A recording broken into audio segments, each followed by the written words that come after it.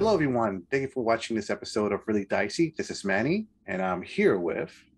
I'm Jason Durall. I am, formerly the line editor for the Conan role-playing game from Modiphius, and currently I'm working on other projects, including Dune, and working with Chaosium on their RuneQuest game line. And I've been a RPG writer, editor, and designer on a freelance and a professional basis for about 2 decades or more. It seems like it's been maybe 3 even. It's been quite a while.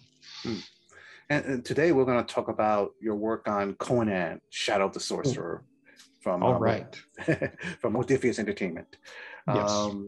So yes, what is this book? It's about 200 pages. What's inside it exactly?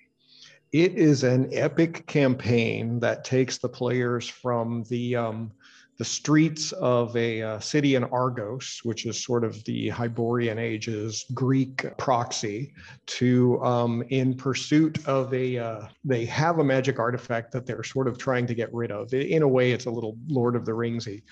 They become the unwanted recipients of a magic artifact and a curse that goes along with it, and they must endeavor to get rid of it in a journey that takes them to a number of places down the coast of the Iborian kingdoms to a secret location across the Western Ocean, and then back to a climactic conclusion in a dramatic place that I don't know if I should give away.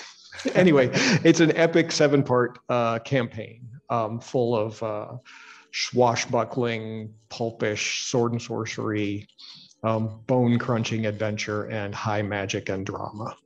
Excellent.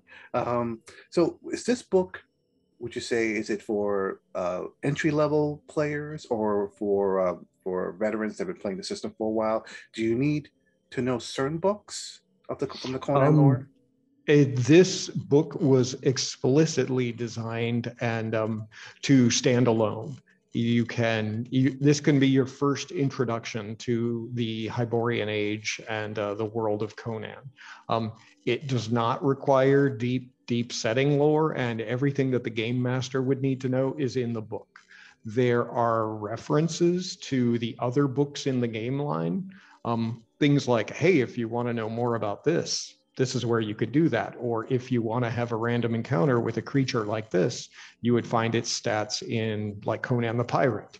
If you want to get into more detail about ship-to-ship combat, hint, there's going to be some ship-to-ship combat, Conan the Pirate is the way to go. And so I basically, I wanted to provide insights into a lot of other books in the Conan line, but at no point are any of them required.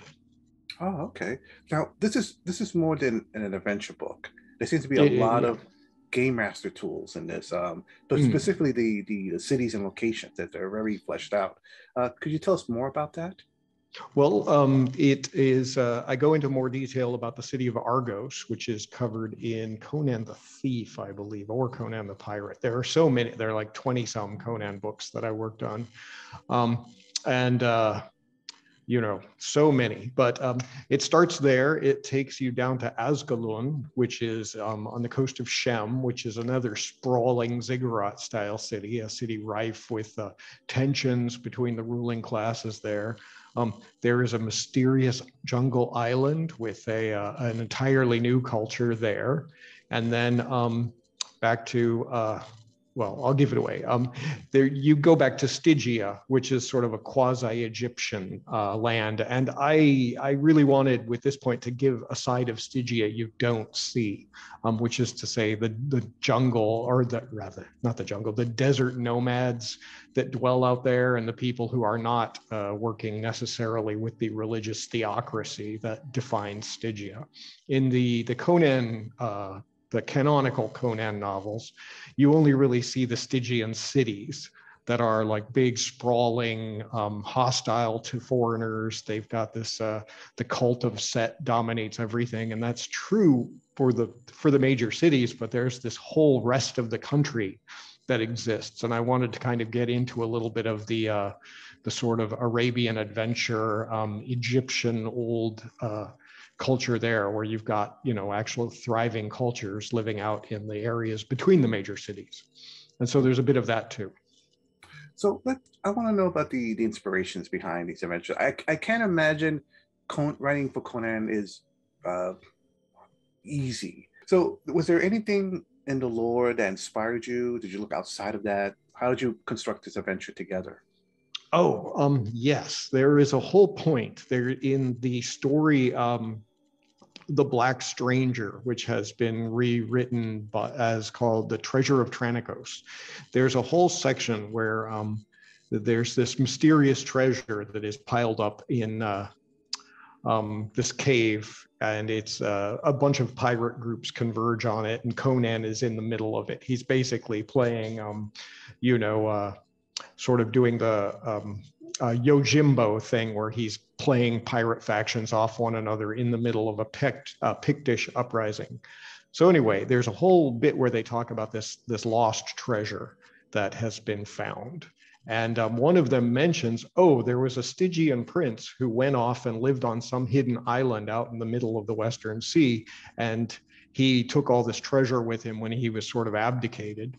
And the Tranicos and the pirates went there to that island and got this treasure and brought it back to the Iborian mainland. And so it's just a little aside, like it's the backstory of this particular treasure hoard. And so I thought, well, that's really cool that there's this, like, some Stygian prince went off into exile on some island that nobody knows about where it's at. And there was all this treasure, and then some pirates raided it. And I thought, so what's the situation there? How did that go? And so that was sort of the seed around which the rest of this adventure accumulated, kind of like a grain of sand gets crusted and turns into a pearl, to use a really weak metaphor there. It was kind of like my seed for this adventure was Tranicos's treasure and Thothmekri's, the Stygian prince Thothmekri. It was, where did he go? Why did he go? What possessed him to do that? And then,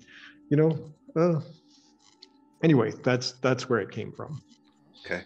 So going back to Game Master Tools, I heard that there's a Bestiary section in this book. What can you tell us about that?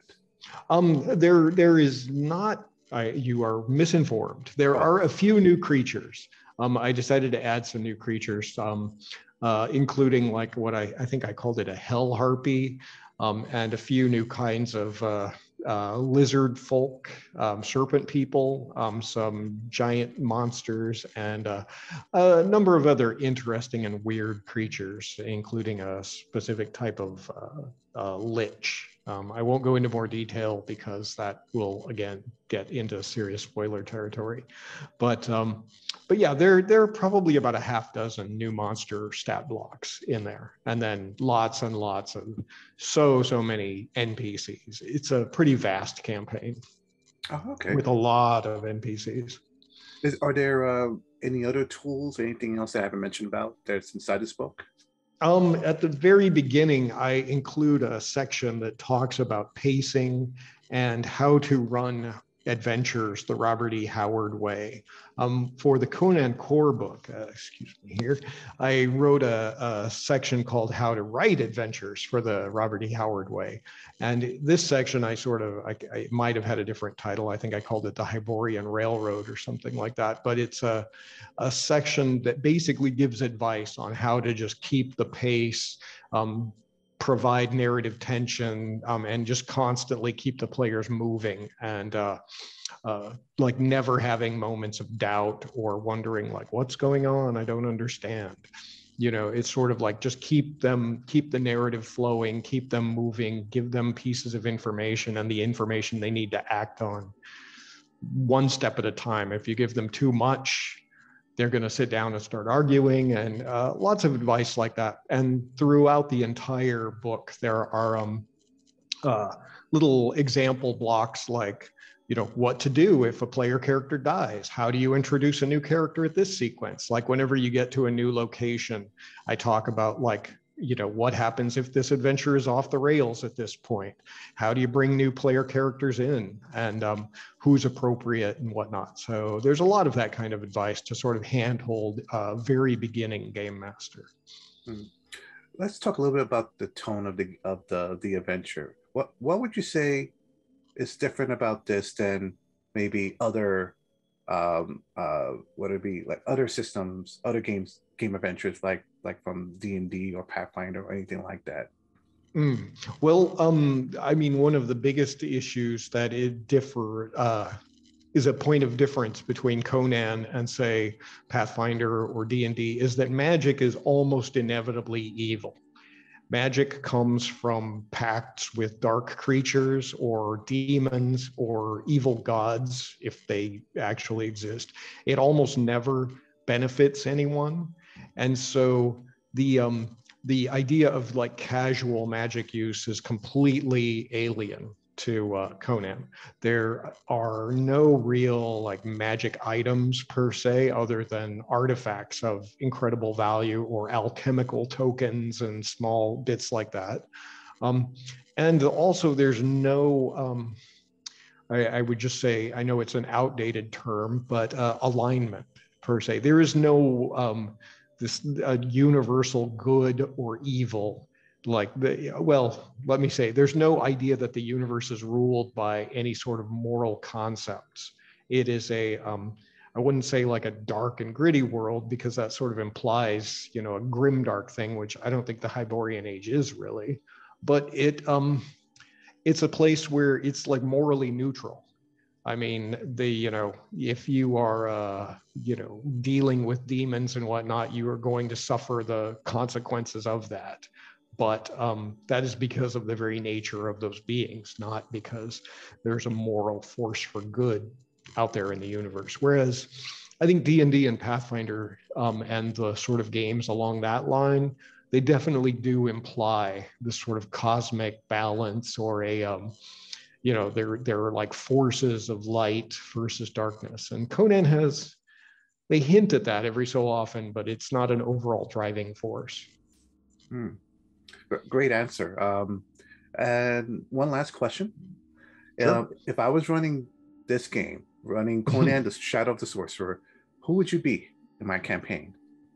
Oh, what would I play? I would probably want to play some kind of like, if you were going to run this, and well, knowing what I know now, I'd probably want to be some sort of a like a Shemite mercenary, or I generally find it more fun to play warrior types than or sneaky characters. Like, I'm awfully fond of the character Subotai in the movie, the first Conan movie, a character who doesn't really exist in the books. And he's from Kitai, off to the east. I would want to play like an oddball character like that, sort of caught up in events beyond his understanding and his concern, but trying to sort of make things work. And another option would be, I would love to just play the equivalent of like a guardsman or something caught up in this event beyond his control, sort of like John McClane in a sword and sorcery universe, die hard with a sword and sandals. That's awesome. Well, thank you, sir, for taking the time to talk to us about this book. Oh, sure. It's available now for purchase, right? I have no idea. I think it will go on pre-sale pretty soon. I'm not 100% sure on that. But now is the time we're talking, and I'm not entirely sure when this interview will air. So it should be any minute now if it's not available already. Okay, I will put information in the description below. Oh, okay. Again, thank you very much. And to our viewers out there, thank you for watching. Let us know some of your favorite Conan stories in the comments below. And stay safe out there. Have a great day, everyone.